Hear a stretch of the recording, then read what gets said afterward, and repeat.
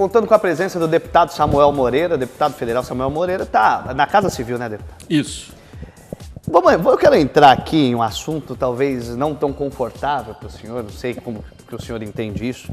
É a questão de 2018, a questão do PSDB, né? Evidentemente, você é um dos grandes líderes, o senhor é um dos grandes líderes do partido do senhor, né? A gente tem até em Santos alguns deputados do PSDB, mas eles são baixo clero. O senhor já é outra história. O senhor tem um protagonismo maior do que muitos da nossa região aqui.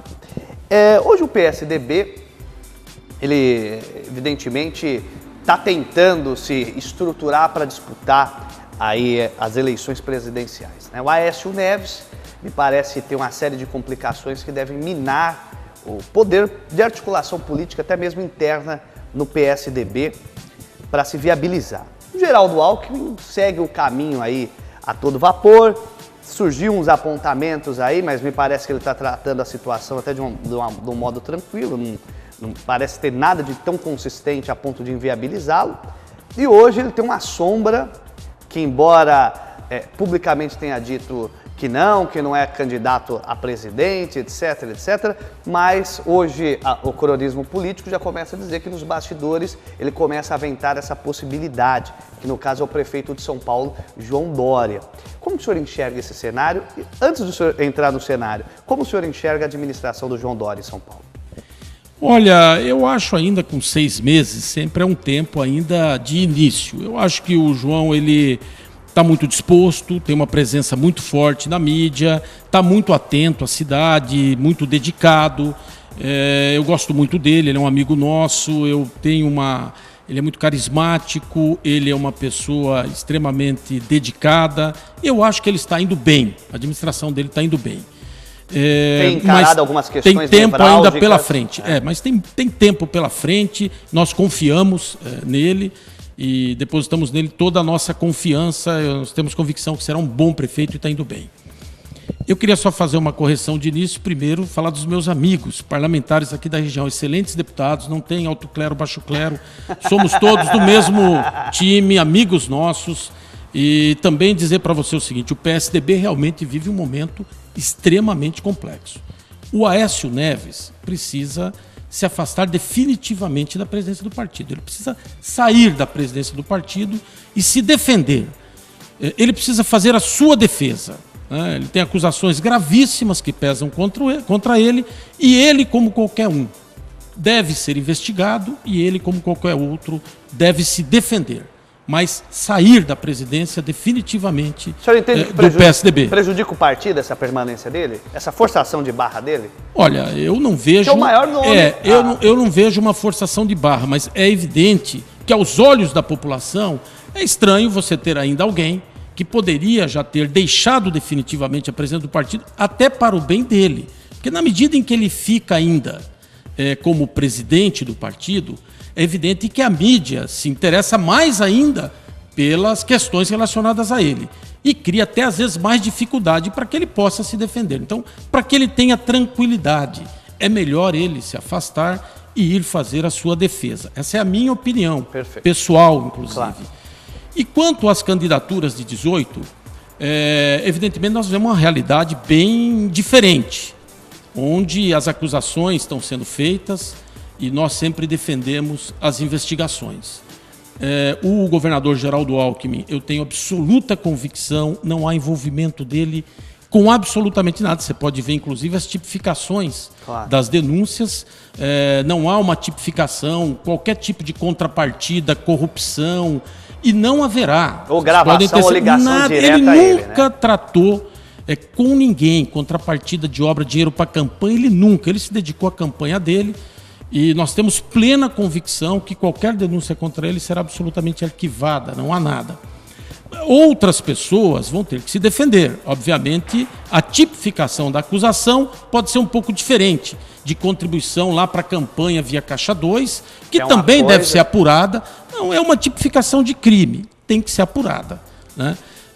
Isso não isenta, não alivia ninguém. Mas é lógico que uma acusação de corrupção ativa, de corrupção passiva, é uma acusação mais grave, em que pese ainda não ter a condenação. Você não pode condenar antecipadamente, mas é uma acusação que dificulta uma candidatura. Você ir para uma candidatura respondendo a um processo de corrupção ativa, de corrupção passiva, não é fácil. Então você tem que se defender e procurar arquivar o mais rápido possível esse processo, né? Na medida em que você tenha razão, arquiva-se o processo e você vai conversar com o povo naturalmente sobre as eleições. Então eu acredito que o PSDB vai acabar se entendendo, né? É um processo ainda de muita confusão mesmo. Existe no país inteiro. Não, eu acredito que não há racha interno. Eu acho que há ainda muitas indefinições. O próprio governo Temer, nós defendemos, tanto eu quanto o governador Geraldo Alckmin, defendemos desde o começo que nós deveríamos apoiar o governo no plenário, nas votações, apoiar as reformas, né, como a reforma trabalhista, tão importante para agilizar empregos. Verdade. As pessoas precisam... Você não pode mais criar dificuldades para o empregador. O empregador, hoje, o risco dele parar na Justiça do Trabalho é imenso. Muito então, grande. Ele acaba evitando as contratações. Se ele tem um restaurante aqui, ele podia contratar 10, ele contrata 2, e o resto ele fica... Então, nós precisamos destravar. Então, nós apoiamos as reformas, mas nós defendemos que não se participasse do governo com cargos, com ministérios. O PSDB não foi feito para participar de cargos, que nós fomos feitos para liderar o processo de transformação do país próximo do povo. Mas aconteceu, tem vários ministros lá, tem 4 ministros lá dentro do governo Temer, e nós agora estamos discutindo se vamos sair do governo ou não. Não é uma discussão simples, porque nós estamos a 1 ano da eleição. Não pelo fato do resultado da eleição, que isso é o que deve menos ser considerado, mas sim o que é que se deve considerar, os efeitos disso para o Brasil. Então você tem que ter consciência de que realmente há crime. Então isso tem que se ler a acusação que foi feita pelo Janot, ler tecnicamente, verificar a acusação do ponto de vista jurídico, se há crime, se não há, para de acordo com a sua consciência você tomar a decisão. O segundo aspecto é o que isso significa para o Brasil. Você tirar 2 presidentes num mandato, qual é a consequência disso para o país? É evidente que você não vai prevaricar. Se houve crime, independente disso, você tem que tirar. Se houve realmente um crime, está lá comprovado, você tem que tirar, independente se for ruim ou não para o Brasil, você não consegue avaliar a conjuntura. Mas é lógico que nunca é bom tirar 2 presidentes num só mandato.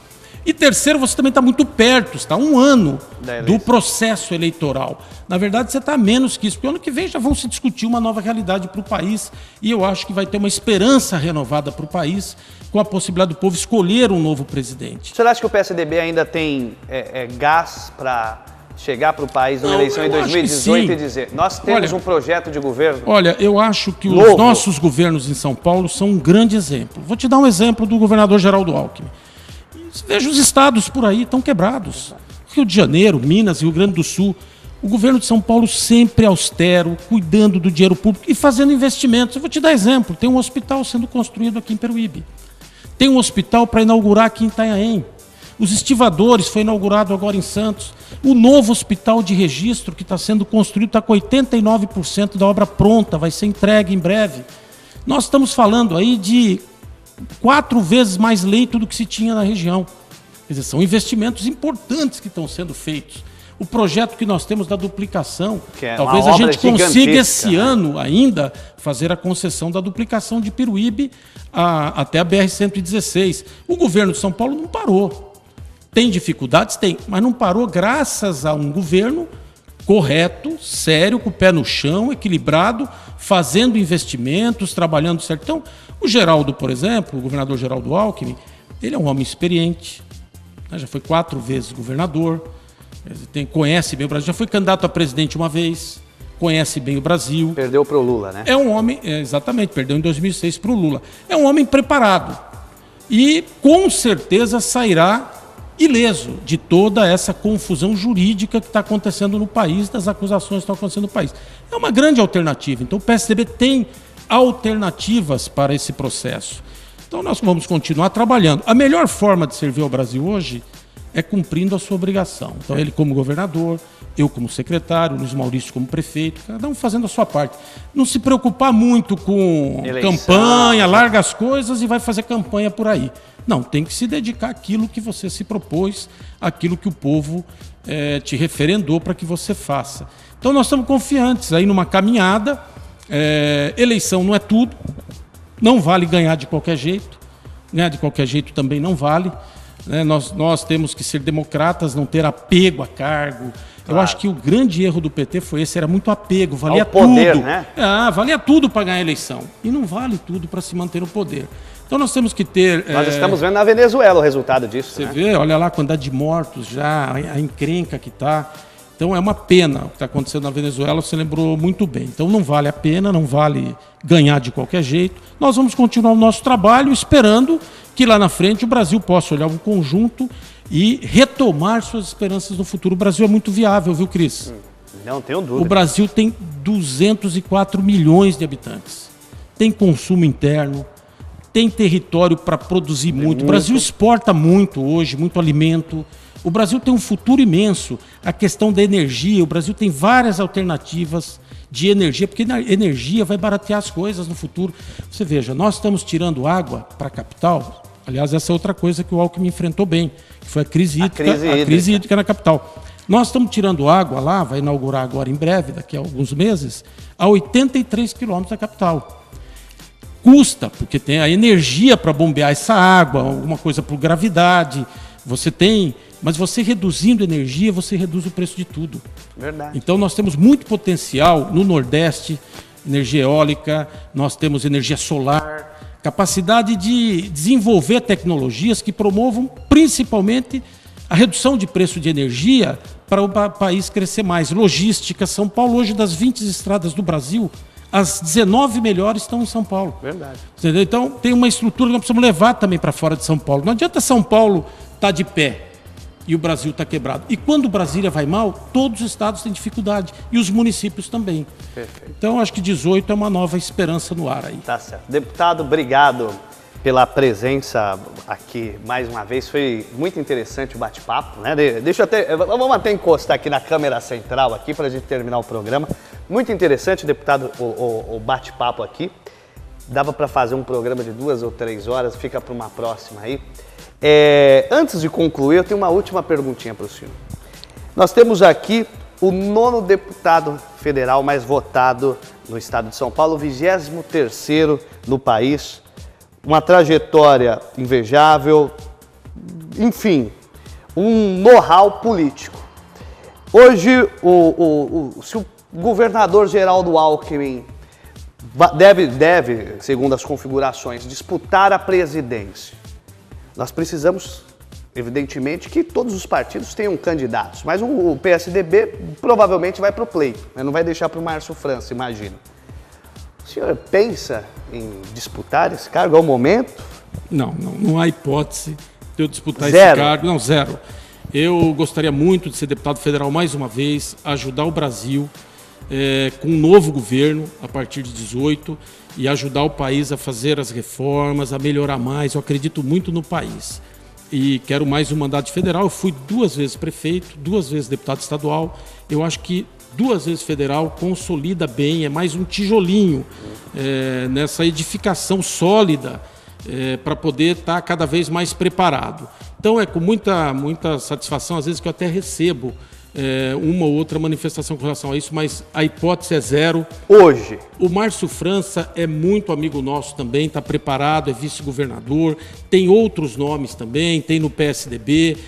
A minha pretensão, se Deus me permitir, é continuar trabalhando, ajudando o Peruíbe, ajudando a região, Litoral Sul, Vale do Ribeira, Baixada, mas continuar como deputado federal, especialmente para ajudar a transformar o Brasil com um novo presidente, um presidente eleito pelo povo, para melhorar. Eu tenho convicção que o país tem tudo para dar certo e eu ainda tenho muita força e disposição para ajudar nisso. Perfeito. Obrigado, deputado. Eu que agradeço. Muito obrigado pela audiência e até o próximo programa na Mira Informação Verdade. Se Deus quiser, eu tenho certeza que ele há de querer. Tchau, tchau.